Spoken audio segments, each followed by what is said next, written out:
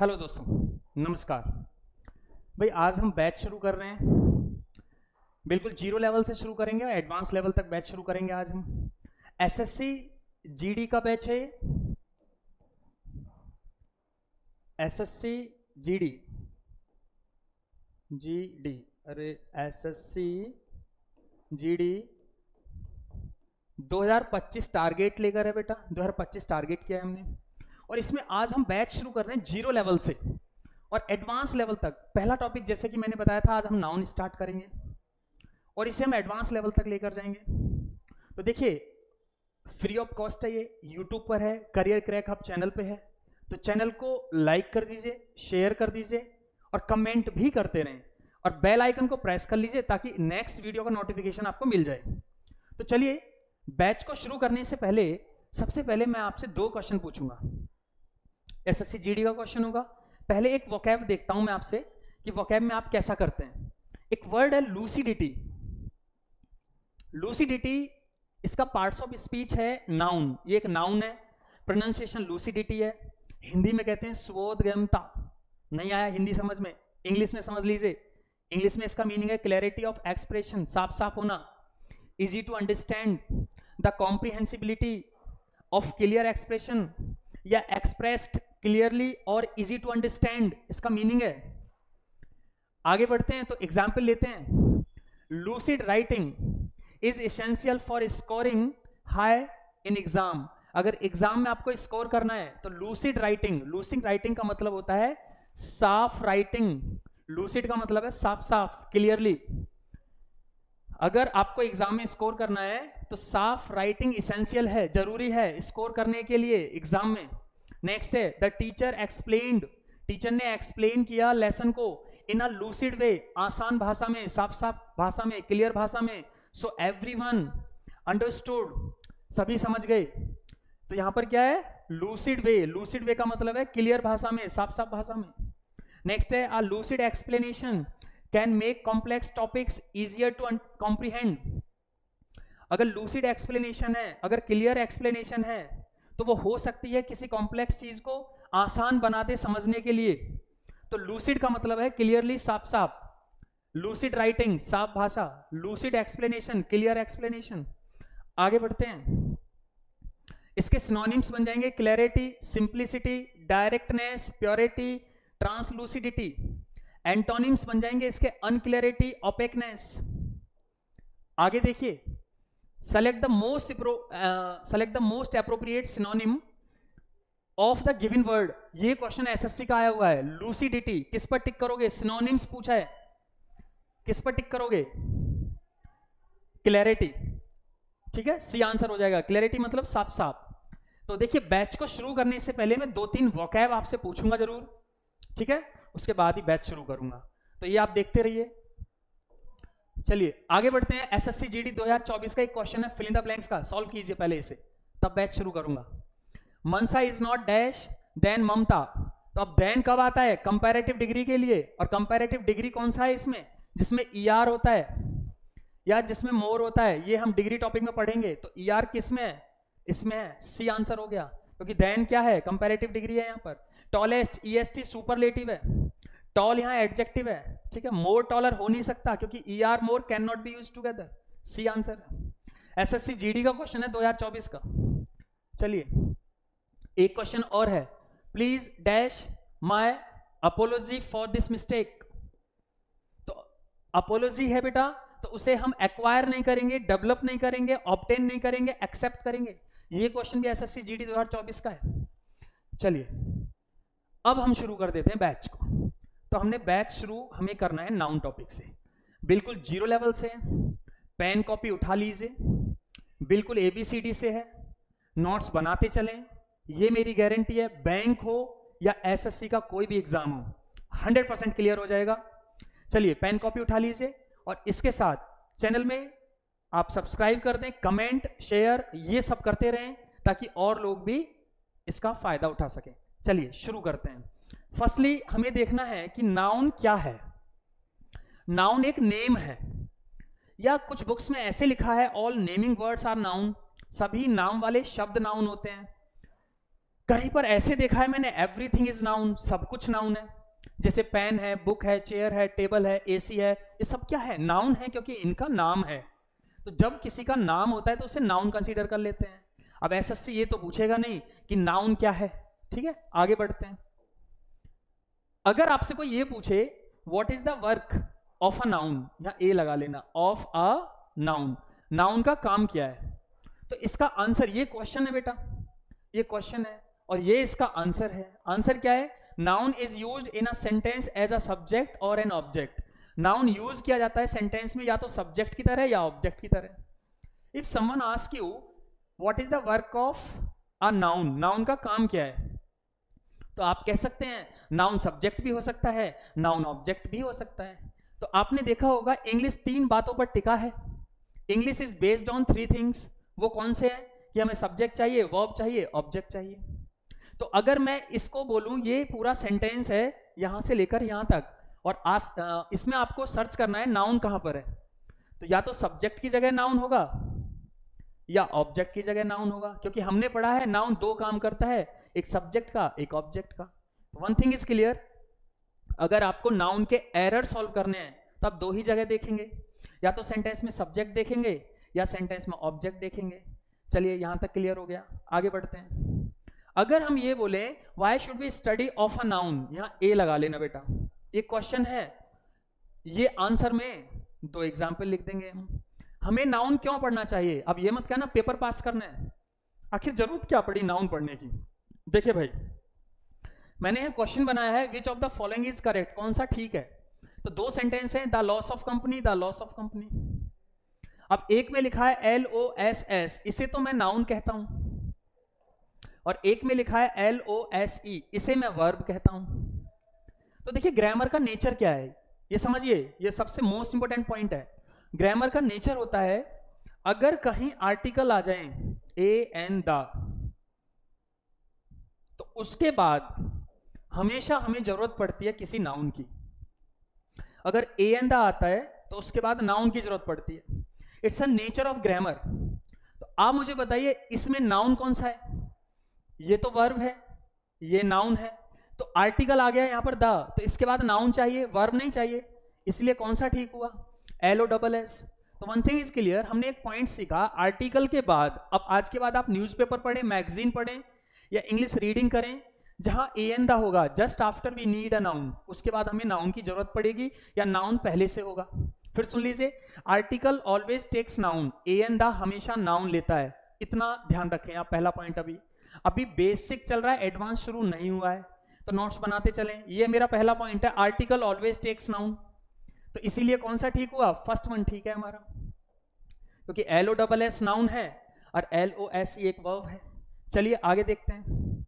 अब मैंने यहां एक्सप्लेन दिया है, LOSE वर्ब है, LOSS नाउन है, और ये नेचर है ग्रामर का। नेचर क्या है? आर्टिकल आता है ए एन द, तो उसके बाद क्या चाहिए? नाउन इसेंशियल है, तो ए एन द के बाद नाउन इसेंशियल है, ये पॉइंट याद रखें। दूसरा सेंटेंस है आई लाइक द स्वीट्स, और है आई लाइक द स्वीट। अब इसमें कौन सा ठीक है? Which one is right? तो ध्यान से देखिए, कुछ ऐसी चीजें होती हैं जो आपको पढ़नी होती है रीडिंग के साथ, जैसे स्वीट्स नाउन है। अब आपको तो पता नहीं है स्वीट्स नाउन क्यों है, स्वीट एक एडजेक्टिव है, और आपने पढ़ा है जहां ए एन द आएगा, क्या आएगा? ए एन द, उसके बाद तो नाउन ही होना चाहिए, ये तो आपने पढ़ा है। तो आप चेक कीजिए कि ए एन द में से दा आ रहा है बेटा दोनों में, इसके बाद नाउन चाहिए, और आपको पता है ये एडजेक्टिव है, ये नाउन है, और आर्टिकल क्या लेते हैं? नाउन लेते हैं। फर्स्ट वन हमारा ठीक है, सेकंड वन रॉन्ग है। One thing is clear, noun अभी स्टार्ट नहीं हुआ है, ये बात याद रखें, बिल्कुल 0 लेवल से लेके चल रहा हूं। अभी आपने एक ही पॉइंट सीखा, ए एन द के बाद नाउन होगा, इसके बाद हम आज यूपीएससी के भी क्वेश्चन कर लेंगे और एसएससी जीडी के भी, तो इसलिए कमेंट करते रहें और चैनल को सब्सक्राइब कर लें। चलिए भाई आगे बढ़ते हैं।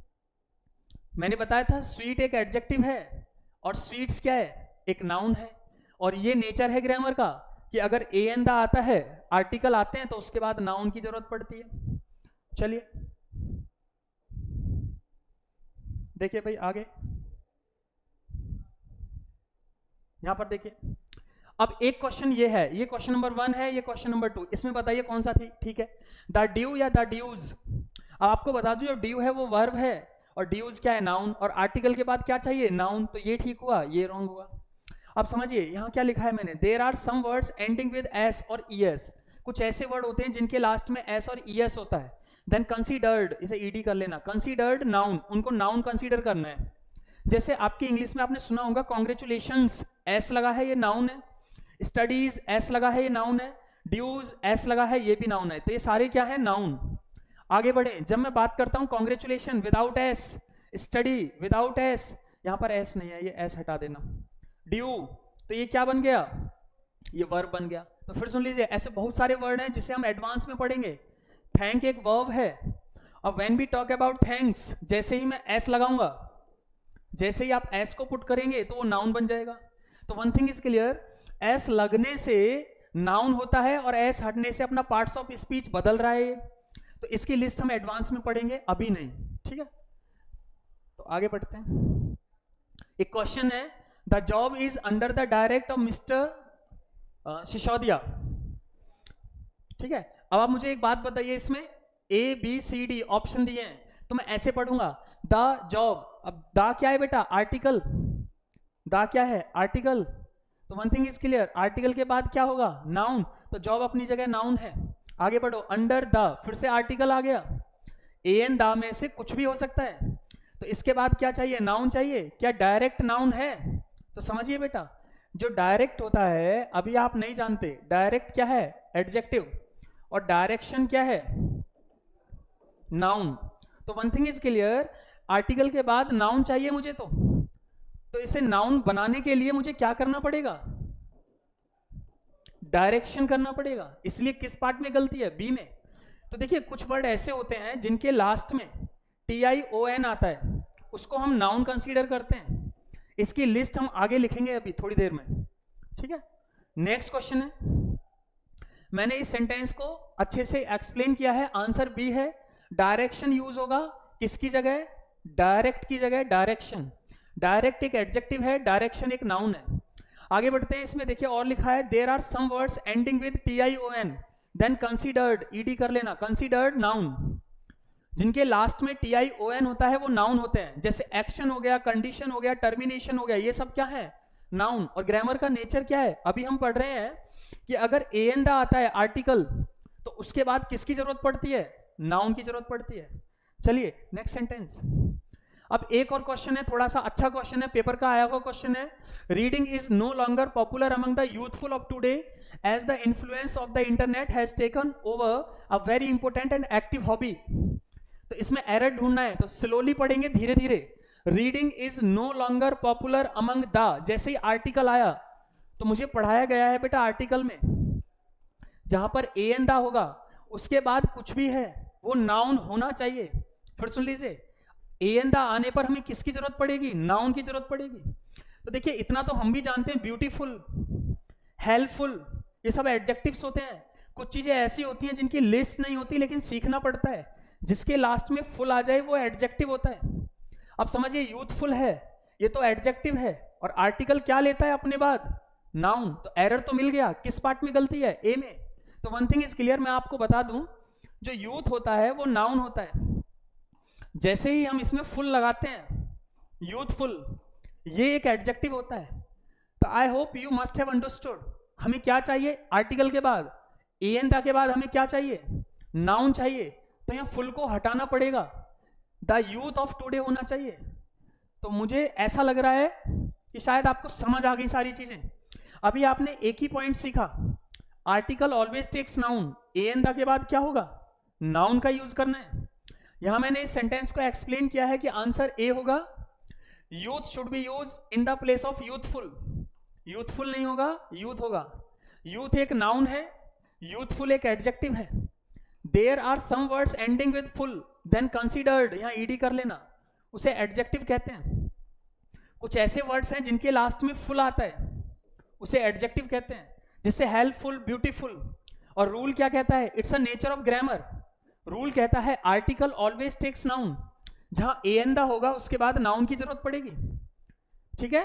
तो सुनिए बेटा, चैनल को लाइक कर दें, कमेंट भी करते रहें बीच बीच में, चीजें समझ आ गई। अभी आपने एक ही पॉइंट सीखा है, ए एन द के बाद नाउन की जरूरत पड़ती है, चाहे आप द हिंदू पढ़े या टाइम्स ऑफ इंडिया या एसएससी का क्वेश्चन दे। अभी देखिए मैं आपको 2023-24 के क्वेश्चन भी सॉल्व कराऊंगा, ठीक है? तो आप देखिएगा आगे चल के आपको बहुत ज्यादा इंप्रूवमेंट होगा। अभी तो नाउन मैंने शुरू नहीं किया है, अभी एक ही पॉइंट सिखाया है कि ए एन द के just after we need a noun, जहां ए एन द होगा उसके बाद नाउन ही आएगा हमेशा, ये बात याद रखें। चलिए अब समझिए भाई, पहले इस क्वेश्चन से पहले मैं आपको कुछ सिखाना चाहता हूं, जरा बोर्ड पर देखिएगा, मैं इसको रफ कर रहा हूं। देखिए भाई एक पॉइंट सिखाना है मुझे। अगर मैं ए लिख दूं ए, और इसके बाद कोई भी मैं ऐसी चीज लिखूं जिसका मीनिंग मैं नहीं जानता, लेकिन एक बात याद रखना मेरे बच्चे, इसका पार्ट्स ऑफ स्पीच क्या होगा? नाउन होगा। अभी मैंने बताया it's a nature of grammar, article के बाद कुछ भी आ जाए चाहे उसका मीनिंग आप जानते हो नहीं जानते, लेकिन पार्ट्स ऑफ स्पीच क्या है? वो नाउन है। अगर मैं यहां पर एन लिखता हूं, ए एन एन, और उसके बाद कुछ भी लिखूं जिसका मैं मीनिंग नहीं जानता, लेकिन मुझे मालूम है वो क्या है? नाउन है। अगर मैं द आर्टिकल लिखता हूं और उसके बाद मैं कुछ भी लिखता हूं जिसका मैं मीनिंग नहीं जानता, क्या है ये? नाउन है। ये मैंने पता है क्या बनाया है, आप जानकर किया है मैंने ऐसे, क्योंकि ये कुछ है ही नहीं। मैं ये सिखाना चाह रहा हूं ए एन द के बाद अगर कुछ भी है तो वो सिर्फ एक ही चीज है, नाउन है, चाहे आप उसका मीनिंग जानते हैं या मीनिंग नहीं जानते हैं। देखिए भाई यूपीएससी का क्वेश्चन है, मैं तो यूपीएससी में लेकर चलता हूं, सीडीएस में आया हुआ है। क्वेश्चन है this year marks the quincentenary of Columbus voyage to America. Option दिए 4, नाउन, एडजेक्टिव, एडवर्ब, आर्टिकल।